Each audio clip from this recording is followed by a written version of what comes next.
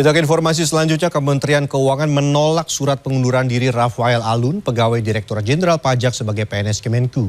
Kemenku menolak karena Rafael Alun masih dalam proses pemeriksaan KPK terkait harta kekayaannya yang mencapai 56 miliar rupiah.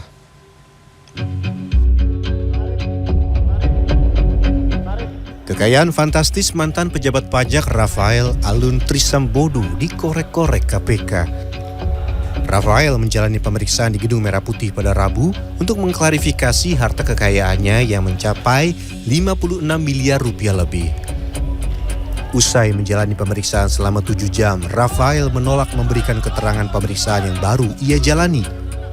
Salah satu kepemilikan harta Rafael yang menjadi sorotan adalah mobil Jeep Rubicon.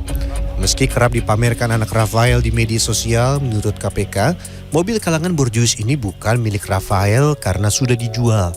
Tidak hanya itu, sepeda motor gede yang juga kerap ditunggangi anak Rafael tidak jelas kepemilikannya. Itu alamat di dalam gang, jadi kita pikir ini tidak mungkin dia punya itu.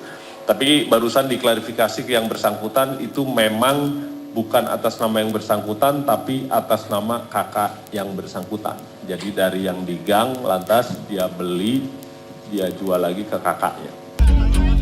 Menurut KPK, laporan harta kekayaan Rafael masuk dalam kategori layak diperiksa. Meski begitu, KPK mengakui belum bisa menelusuri sumber kekayaan Rafael dalam sekali pemeriksaan. Proses klarifikasi ini bukan hanya sekali. Saya pastikan bukan hanya sekali. Karena kalau dia masuk yang kita sebut outliers, gitu ya, entah hartanya naik tinggi, entah utangnya naik tinggi, itu pasti kita tidak terima laporannya seketika. Gitu. Jadi kita tahan, lantas kita lihat lagi, masuklah dia ke pemeriksaan. Nah, jadi yang bersangkutan ini sebenarnya masuk di outliers, karena kita periksa.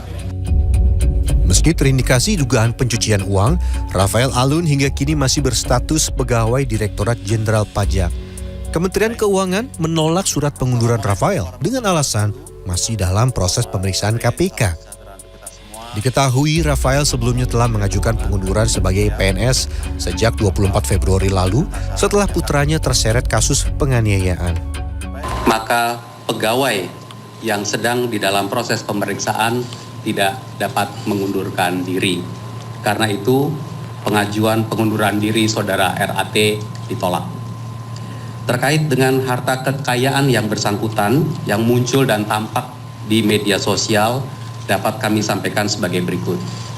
Mobil Rubicon, Land Cruiser, motor Harley Davidson, motor Yamaha, motor BMW putih diakui oleh saudara RAT sebagai bukan milik dia.